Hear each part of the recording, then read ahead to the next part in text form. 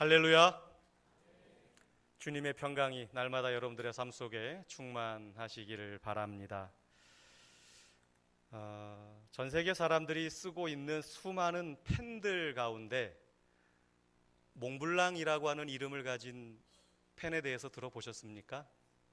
아마 이 중에 계신 분들 중에 가지고 계신 분들도 있을 겁니다. 만년필 하면 몽블랑 제품이 세계 최고라고 사람들이 그렇게 생각을 하고 있습니다. 1906년에 독일에서 문구를 판매하는 상인과 그리고 은행가와 엔지니어 세 사람이 합작을 해가지고 회사 하나를 세웠어요. 그 회사의 이름이 몽블랑이라고 하는 회사입니다. 3년간 연구하고 준비한 끝에 1909년에 만년필이 출시가 되는데 그 만년필의 이름이 몽블랑이라고 하는 이름으로 출시가 되어지지요. 몽블랑이라고 하는 것은 유럽에서 가장 높은 그 산의 이름입니다. 이 몽블랑이라고 하는 회사를 만들면서 그 이름을 몽블랑이라고 하러 지은 이유가 유럽에 우뚝 서 있는 그 몽블랑 산처럼 자신들이 가지고 만든 그 제품이 세계 정상에서 우뚝 서서 수많은 사람들에게 만족감을 주겠다라고 하는 포부도 있는 것이고, 그만큼 자신들이 만든 그 제품에 자부심도 담겨져 있는 것입니다. 몽블랑 만년필은 기계가 아닌 사람이 직접 수작업으로 만든다고 합니다. 그 펜촉은 18K나 14K 금을 사용한다고 해요. 오늘날도 동일하게 그렇게 18K나 14K를 사용하여 쓰는데 그 펜촉 끝부분에 보게 되면 18K, 14K 그렇게 쓰여져 있습니다. 엄격한 여러 단계의 그런 공정을 거치다 보니까 만년필 한 자루를 만들어내는 데에 최소 6주간의 시간이 소요가 된다라고 합니다. 100여 년이 지난 지금도 세계적으로 만년필 하면 몽블랑이라고 하는 상호를 떠올리게 되고, 그 만년필을 소유하고 그것을 사용하는 사람들은 상당한 자부심을 가지고 그 펜을 쓰고 있습니다. 이 몽블랑이라고 하는 제품이 명품으로 자리를 잡기까지 결코 우연히 이루어진 일이 아닙니다. 전통과 명성을 이어나가기 위한 끊임없는 열정과 노력이 뒷받침되어져서 그 몽블랑이라고 하는 그 제품, 만년필 하면 몽블랑, 몽블랑 하면 만년필이라고 하는 그 공식이 성립이 되어진 것이지요. 명품이라고 하는 것은 오랜 전통과 명성과 높은 가치가 그 안에 담겨져 있습니다. 진정한 명품은 단시일 내에 만들어지지 않습니다. 오랜 기간 동안 노력하여 사람들에게 의해 평가받고 끊임없이 발전을 거듭해서 오랜 시간이 흘러 사람들의 입에서 입으로 전해져 명품이라고 하는 것이 만들어지게 됩니다. 명문 가문도 하루아침에 이루어지지 않습니다. 한 세대를 지나면서 우리 집이 명문 집안이야 라고 말할 수 없어요. 내가 나 스스로를 가리켜, 우리 집안을 가리켜 명문 집안이다라고 말할 수 있을지 모르겠지만 다른 사람들이 인정하지 않는다면 그것은 명문 가문이 아니겠죠. 훌륭한 교회 역시 역사와 신앙의 전통이 잘 이루어질 때에 훌륭한 교회, 명문 교회가 이루어지는 것입니다. 시대를 넘어 대를 이어 전통이 전달되어지고 믿음의 선조의 그 희생적이고 순교적인 그 신앙이 세대를 통해 전달되어짐으로 인해서 교회가 진정 명품교회, 명문교회로 만들어져 가는 것입니다. 우리 소망교회는 명문교회입니까? 우리가 지금 만들어가고 있는 것입니다. 우리의 앞선 신앙의 선배들이 피와 땀으로 눈물로 기도하며 세운 이 소망교회가 이제 비록 37년이라고 하는 짧은 역사밖에 가지고 있지 않지만 후세 사람들이 우리 소망교회를 기억할 때에 우리 앞선 선배들의 그 땀과 눈물 어린 기도와 헌신을 통하여 오늘 내가 이 자리에 서 있노라. 그래서 우리 교회는 명문교회요, 훌륭한 전통 있는 교회라고 당당히 후배들이 이야기할 것입니다. 우리가 그 사실을 미리 감사하면서 오늘도 나 하나의 수고와 헌신이 하나님 나라에 아름답게 쌓여져 가는 귀한 보석과 같은 것임을 기억하고 우리가 오늘 하루도 최선을 다해서 말씀으로 살아가는 저와 여러분들 모든 주님의 백성들 되시기를 주님의 이름으로 부탁을 드립니다. 다음 세대는 우리 소망교회의 미래이고 희망입니다. 2부 예배는 중고등부 아이들 중심으로 예배를 드립니다. 물론 이 3부 예배도 부모님을 따라서 3부 예배에 참여하는 우리 학생들도 있습니다. 또 이 시간 동일하게 2층에서는 유치부 아이들이, 또 유년 초등부 아이들이, 중고등부 아이들이 각자 지정된 장소에서 선생님들과 더불어 하나님의 말씀을 공부하고 예배를 드립니다. 그 아이들은 비록 작고 어리지만 우리 소망교회의 미래이고 우리 소망교회의 희망이며, 더 나아가서 우리 대한민국의 미래요 희망입니다. 그런데 그 다음 세대를 온전히 준비하지 못하면 다음은 희망이 없습니다. 지금 이렇게 가득 차 있는 교회가 다음 세대를 준비하지 못하면 결코 교회가 존속될 수가 없습니다. 우리는 다음 세대를 준비하며 다음 세대의 신앙을 전수하기 위해서 오늘 이 시간 우리는 최선으로 역할을 감당해야 되겠습니다. 자, 다음 세대의 신앙을 전수하기 위하여 우리는 오늘 무엇을 해야 합니까? 여러 가지가 있겠지만 첫째로 유일하신 하나님을 알고 믿도록 자녀들에게, 다음 세대에게 부지런히 가르쳐야 합니다. 7월달을 시작을 하면서 7월의 말씀으로 여러분들 주보에 보시게 되면 신명기 6장 6절로 7절의 말씀을 기록해 두었습니다. 우리가 설교가 마쳐지고 나서 교회 소식을 전하기 전에 그 말씀을 항상 같이 읽습니다. 단순히 읽는 차원이 아니라 우리가 그 말씀을 우리의 가슴에 새기고 그 말씀이 주는 의미를 잘 기억하여서 우리의 다음 세대 아이들에게 하나님의 그 말씀을, 신앙을 잘 전달하고자 하는 우리의 의지가 그 안에 담겨져 있는 것입니다. 오늘 본문 6절 7절 말씀입니다. 우리가 매주마다 읽는 말씀이기도 하지만 다시 한번 같이 읽습니다. 시작.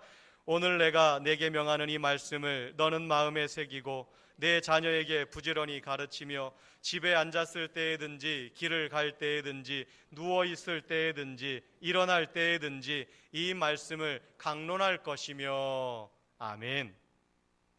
이 말씀대로 이스라엘 백성들은 하나님의 그 말씀을 사랑하고 그 말씀을 마음에 새기고 자녀들에게 부지런히 가르쳤습니다. 어떻게 해서든지 하나님의 그 계명대로 살아가려고 애굽을 나온, 광야의 혹독한 시련을 거친, 그래서 가나안 땅에 정착하게 된 이스라엘 백성들은 그 말씀대로 그렇게 살았습니다. 광야 생활을 마치고 가나안을 정복한 이스라엘 백성들은 그들의 지도자인 여호수아의 그런 인도함을 따라 모세가 자기들에게 전한 그 말씀을 기억하면서 날마다 하나님의 말씀을 기억하고 가슴에 새기고 손목에 메고 그 말씀을 부지런히 자녀들에게 가르치며 그렇게 살았습니다.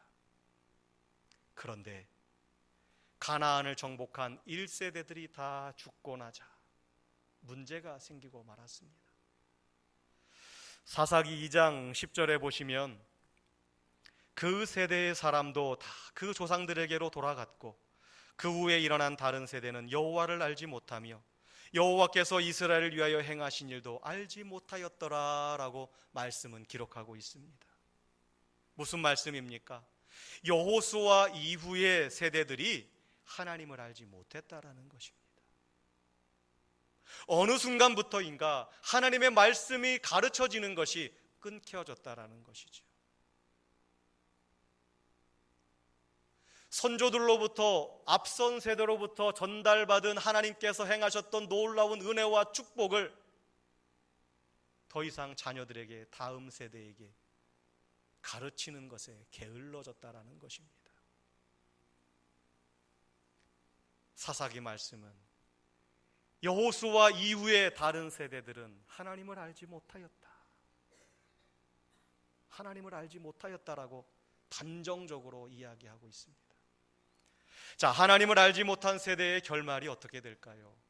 하나님을 알지 못한 세대의 결말은 정말 비참합니다. 사사기 2장 11절로 15절까지 말씀해 보게 되면 그들이 여호와의 목전에 악을 행합니다. 바알을 섬깁니다. 애굽 땅에서 인도해내신 그들의 조상들의 하나님을 버리고 가나안 백성들이 섬기는 우상들을 섬겨요. 그뿐만이 아닙니다. 하나님을 알지도 못합니다.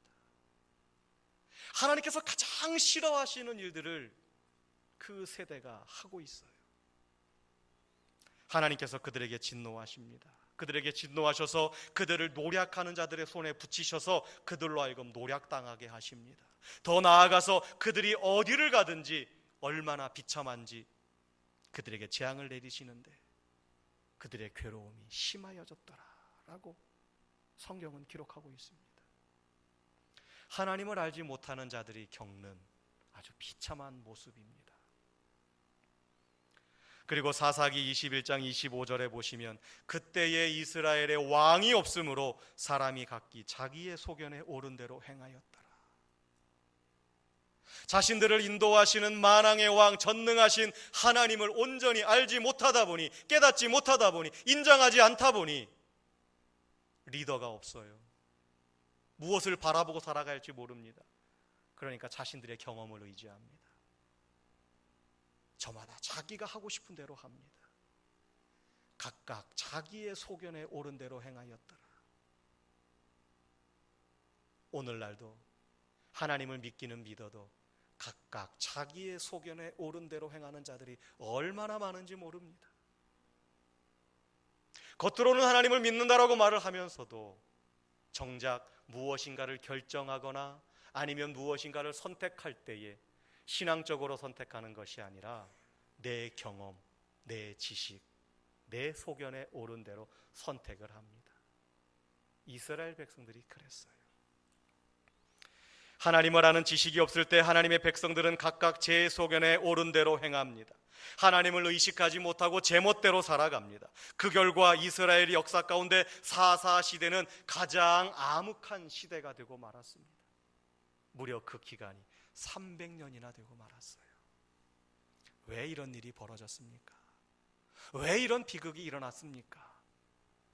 하나님을 열심히 섬겼던 1세대들에 비해서 다음 세대들은 하나님을 알지도 못하고 하나님께서 행하신 일을 알지도 못했습니다.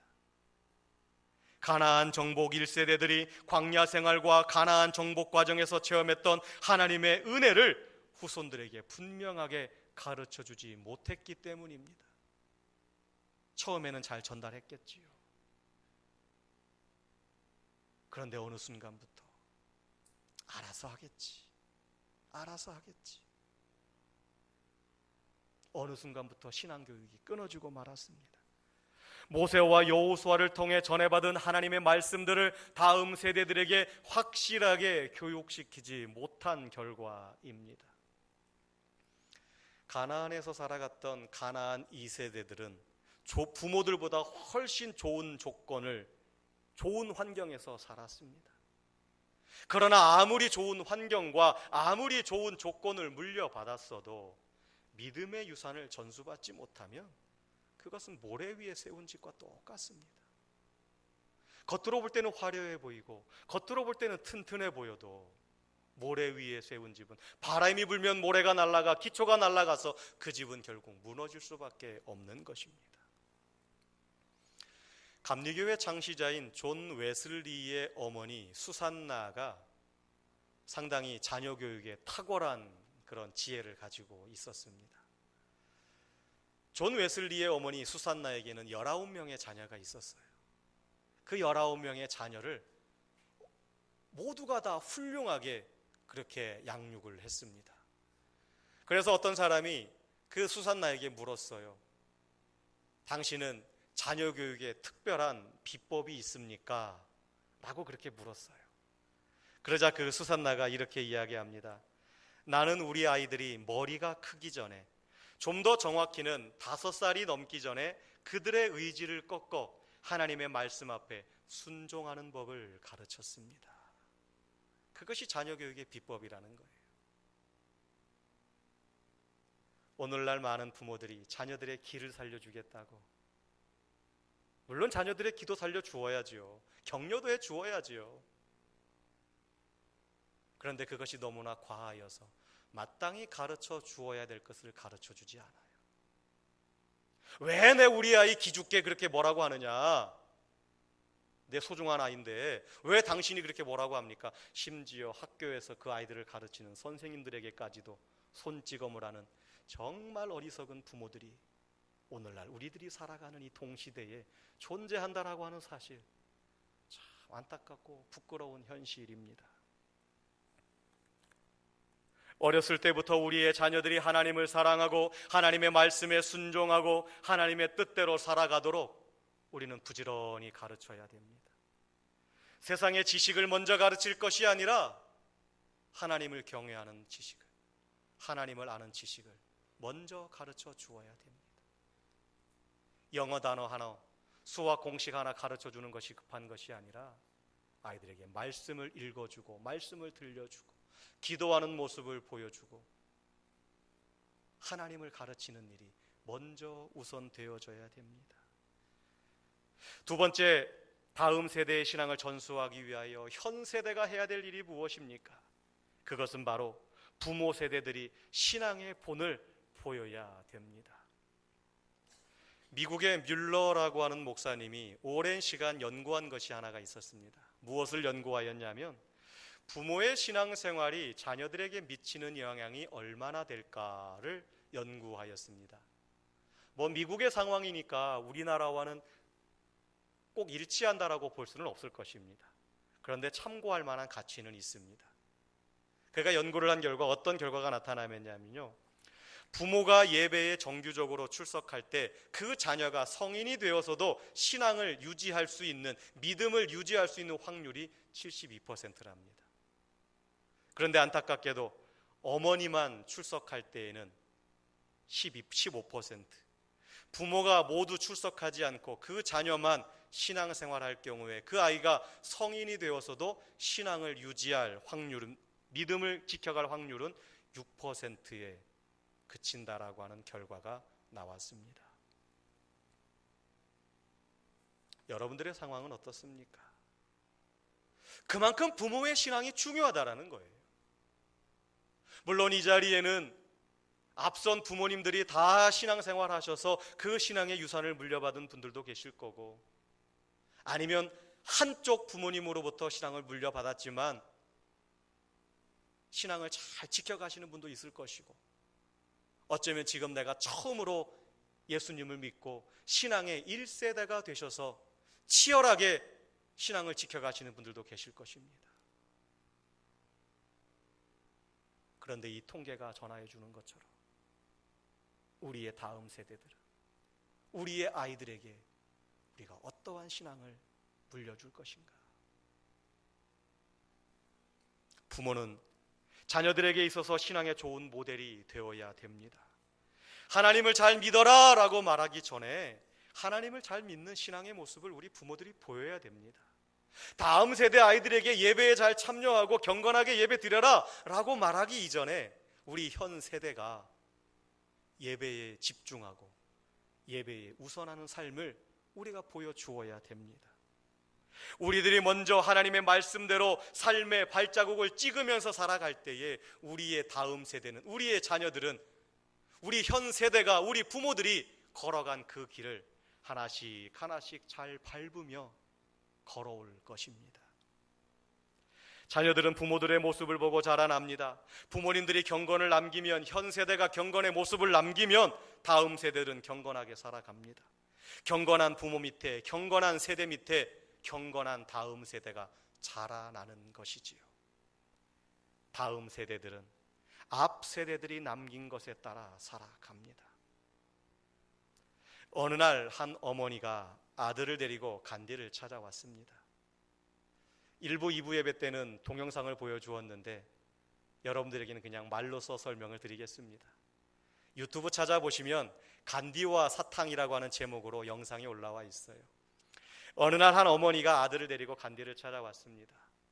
선생님, 제 아이가 사탕을 너무너무나 많이 먹어서 이가 다 썩었어요. 그런데 우리 아이가 간디 선생님의 말이라면 무엇이든지 다 잘 듣고 순종합니다. 그러니 이 아이에게 한마디만 해주십시오. 뭐라고 말할까요? 아이야, 사탕 그만 먹어라. 이 말 한마디만 해주십시오라고 그 엄마가 간디 선생님에게 요청을 했어요. 그랬더니 간디가 듣고서는 한 달 후에 오시면 그때 제가 말하겠습니다 라고 하고서는 그 어머니와 아이를 돌려보냈어요. 이 어머니와 아이는 한 달이 지나고 나서 다시 간디 선생님을 찾아왔어요. 선생님, 한 달 뒤에 오라고 하셨죠? 오늘은 이 아이에게 아이야 사탕 그만 먹어라 라는 말씀 좀 꼭 좀 해주십시오. 그랬더니 한참을 물끄러미 간디가 쳐다보고 있더니 또 이렇게 말합니다. 한 달 뒤에 오시면 그때는 제가 꼭 말하겠습니다. 그러자 이 어머니는 속상했어요. 아니 뭐 사람을 놀리는 것도 아니고 그것이 뭐 어려운 말이라고 또 한 달 뒤에 오라고 하느냐. 그런데 어쩌겠어요. 하는 수 없이 그 어머니는 돌아갔다가 한 달 뒤에 다시 돌아왔습니다. 다시 간디 선생님에게 찾아와서 선생님, 이 아이에게 꼭 좀 말씀해 주십시오. 그랬더니 이 간디가 그 아이를 지그시 쳐다보며 그 아이의 어깨를 잡고 이렇게 말합니다. 얘야, 지금부터는 사탕을 먹지 말아라. 아이가 예 선생님 그렇게 하겠습니다. 그렇게 대답을 했어요. 소년의 어머니는 궁금해서 간디에게 물었습니다. 선생님, 왜 이 말씀을 하시는데 2달씩이나 걸렸습니까? 하고 물었어요. 그러자 간디는 실은 나도 사탕을 너무너무나 좋아해서 매일같이 나도 사탕을 먹고 있는데 한 달 정도가 지나면 나도 사탕을 끊을 수 있겠지. 그런데 한 달이 지났는데 여전히 그 좋아하는 사탕을 끊지 못하고 있는 거예요. 그래서 한 달을 더 있다가 오라 그랬는데 그 한 달 뒤에는, 그게 2달이 지난 거죠. 2달 뒤에는 이 간디가 그 좋아하던 사탕을 다 끊었다라는 거예요. 그래서 내가 오늘은 이 아이에게 당당하게 얘야 사탕 그만 먹어라. 이 다 썩는다. 그렇게 말할 수 있었다라는 거죠. 예수님은 우리들에게 철저하게 모범을 보이신 분이십니다. 12명의 제자들을 부르셔서 그들을 훈련시키실 때에 예수님은 말씀 따로 행동 따로 살아가지 않으셨어요. 제자들에게 하나님 나라의 비밀을 말씀하시고 그 말씀대로 사셨던 분이 예수님이십니다. 가난한 자들과 친구가 되라고 하셨고 어려운 자들을 외면하지 말라고 하셨던 그 주님, 정말로 아픈 자들을 보면 긍휼한 마음으로 그들을 고쳐주셨고 소외된 자들을 찾아가셔서 위로하여 주셨고 높아지고자 하는 자는 낮아지라 말씀하신 그 주님께서는 겉옷을 벗으셔서 허리에 두르시고 오히려 제자들의 발을 씻겨주셨던 분이 바로 주님이십니다. 내가 너희에게 행한 것 같이 너희도 가서 이와 같이 행하라. 우리에게 모범을 보여주신 분이 바로 우리 주님이십니다. 삶으로 가르치는 것만이 남습니다. 말로 가르치는 것이 남는 것이 아니라 말로 가르치고 삶으로 가르치는 것이 우리들의 삶 속에 남아 있습니다. 예수님처럼 다음 세대들에게 본이 되는 삶을 우리가 살아가십시다. 다음 세대를 키워야 한다고 말만 하는 것으로 끝나지 않고 우리의 삶으로 본을 보이는 저와 여러분, 우리 소망교회 성도들이 되시기를 주님의 이름으로 부탁을 드립니다. 마지막으로 다음 세대의 신앙을 전수하기 위하여 현 세대가 해야 될 일들은 자녀들에게 믿음의 유산을 남겨야 됩니다. 미국 프린스턴 대학의 총장을 지냈던 한 분이 이런 말을 했습니다. 당신의 자녀들이 축복된 미래를 살아가길 원하십니까? 그렇다면 결코 재물을 유산으로 남기지 마십시오. 그 대신 가치를 유산으로 남기십시오. 유산을 남기지 말고 가치를 유산으로 남겨라. 참 중요한 말인 것 같습니다. 우리 사랑하는 소망교회 성도 여러분, 다음 세대들에게 가장 귀한 가치가 무엇입니까? 여러분들이 생각하는 다음 세대들에게 남겨주어야 할 가장 가치 있는 것이 무엇이라고 생각합니까? 믿음의 유산 아닙니까? 성경에서 우리들에게 말씀하고 있는 것이 믿음의 유산 아닙니까? 우리 교회의 다음 세대들에게 다른 것은 몰라도 하나님을 알고 믿음으로 살며 성경적인 인생관과 성경적인 세계관을 가지고 살도록 해야 합니다. 하나님께서 원하시는 신앙의 삶을 분명하게 가르쳐 주어야 됩니다. 그런데 중요한 것은 재산이 없으면 유산을 물려줄 수가 없듯이 믿음의 유산을 물려주려면 우리 현 세대가 지금 오늘 내가 믿음이라고 하는 영적 재산을 준비해야 됩니다. 신명기 7장 11절 말씀은 이렇게 기록하고 있습니다. 그런즉 너는 오늘 내가 네게 명하는 명령과 규례와 법도를 지켜 행할지니라. 여기서 우리가 주목해야 될 단어는 오늘이라고 하는 단어입니다. 오늘. 모세가 백성들에게 하고 있는 이 신명기의 메시지 선포의 말씀은 얼핏 들으면 자녀와 후손들에게 선포한 말씀처럼 보이지만 그렇지 않습니다. 이 말씀은 누구보다도 지금 말씀을 듣고 있는 현 세대, 지금 말씀을 듣고 있는 부모들에게 지금 전해지는 말씀입니다.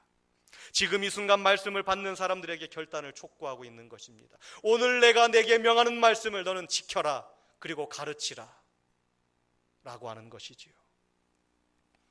모세의 설교는 현 세대를 향하고 있습니다. 다음 세대가 중요하지만 더 중요한 것은 현 세대, 바로 오늘 우리들입니다. 현 세대에 따라서 다음 세대가 결정됩니다. 세대는 흐르는 것이기 때문에 현 세대부터 잘 해야 됩니다. 그래야 다음 세대로 물 흐르듯이 그것이 흘러가는 것이지요. 열왕기상 11장 9절로 12절의 말씀에 보게 되면은 지혜로웠던 솔로몬이 그 마음이 돌아서서 하나님을 떠납니다. 하나님을 떠나자 하나님께서 그 솔로몬에게 크게 진노하셨어요. 그래서 여호와께서 2번이나 그에게 나타나셔서 우상을 섬기지 말고 그 길에서 돌이켜서 하나님께로 돌아오라, 그렇게 경고하십니다. 그런데 솔로몬은 여호와의 말씀을, 하나님의 말씀을 듣지 않아요. 결국 그는 끝까지 우상을 섬기는 길로 갑니다. 그때 하나님께서 솔로몬에게 말씀하십니다. 네가 우상을 섬기고 내 언약과 명령한 법도를 지키지 아니하였으니 내가 반드시 너의 나라를 내 손에서 빼앗으리라. 빼앗아서 너의 신하에게 주리라. 그 말씀대로 이루어졌잖아요. 그런데 열왕기상 11장 12절에 보게 되면은 그러나 내 아버지 다윗을 생각해서 내 시대에는 일을 행하지 아니하고 내 아들의 손에서 빼앗으리라. 솔로몬은요, 하나님을 떠나 우상을 섬기는 죄를 범했습니다. 그러나 하나님께서는 그를 벌하지 않으셨어요. 그에게서 모든 것을 빼앗아가지 않으셨습니다. 징계하지 않으셨어요. 그 이유는 아버지 다윗을 생각해서 그러셨습니다. 솔로몬의 모든 영화는 아버지의 덕을 본 것입니다. 하지만 이스라엘이 남과 북으로 갈라지고 결국은 북이스라엘로 남유다로 갈라지고 아시리아와 바벨론에서 멸망당하게 된 것은 지속적인 타락으로 인하여, 솔로몬의 그 타락으로 인하여 그 후세는 멸망을 당하게 되었습니다. 지금 우리가 누리고 있는 축복, 우리가 잘해서 누리고 있는 것이 아니라 우리의 앞선 세대가 하나님 안에서 믿음으로 살았기에 오늘 우리가 그 열매를 누리고 있는 것 아닙니까? 기독교 역사가 짧지만 한국 교회가 부흥한 것은 먼저 믿었던 신앙의 선배들의 땀과 눈물과 피의 믿음이 있었기 때문 아닙니까? 오늘 우리가 이렇게 좋은 곳에서 예배할 수 있고 편안하게 예배할 수 있는 것은 우리들보다 앞선 세대가 힘들고 어려워도 말씀으로 신앙을 지켰던 그 결과 아닙니까? 그래서 오늘 우리가 잘 살아야 됩니다. 그래서 오늘 우리가 믿음을 잘 지켜야 되고 믿음의 유산을 간직해야 되고 믿음의 본을 보여야 됩니다. 오늘 우리가 잘 살면 다음 세대가 복을 받습니다. 다음 세대를 위해 무엇보다 중요한 것은 바로 지금 오늘입니다. 현 세대입니다. 바로 오늘 우리들입니다. 이제 우리는 눈물로 엎드려 기도하고 땀으로 수고해야 됩니다. 신앙의 유산을 다음 세대들에게 넘겨주기 위하여 먼저 내가 신앙 안에서 바로 서야 합니다. 말씀으로 내가 잘 살아야 됩니다. 신앙의 본을 보여야 됩니다. 말로만 가르치는 것이 아니라 우리의 삶으로 그 아이들에게 신앙의 모습을 보여주어야 됩니다. 우리 모두 다음 세대를 위해 저와 여러분의 믿음을 먼저 돌아보십시다. 그리고 믿음의 아름다운 본을 보여서 성숙한 그리스도인들이 다 되셔서 다음 세대에게, 우리의 자녀들에게 아름다운 신앙을 전수하는 일에 앞장설 수 있는, 그래서 현 세대도 다음 세대도 앞으로 영원토록 하나님의 놀라운 축복을 누리는 우리 모든 가문들 되시기를 주님의 이름으로 부탁을 드립니다. 참 좋으신 아버지 하나님, 고맙고 감사합니다. 신앙의 선배들을 통하여 우리들에게 구원의 복된 소식을 전달하여 주시고, 그들의 신앙의 모범적인 삶을 통하여 우리가 어떻게 살아가야 될지를 보게 하시고 익히게 하시고, 그것이 우리들의 삶에 녹아져서 오늘도 이렇게 주님 앞에 나와 예배하며 말씀 중심으로, 하나님 중심으로 살게 하시니 감사합니다. 이제 우리들에게 주어진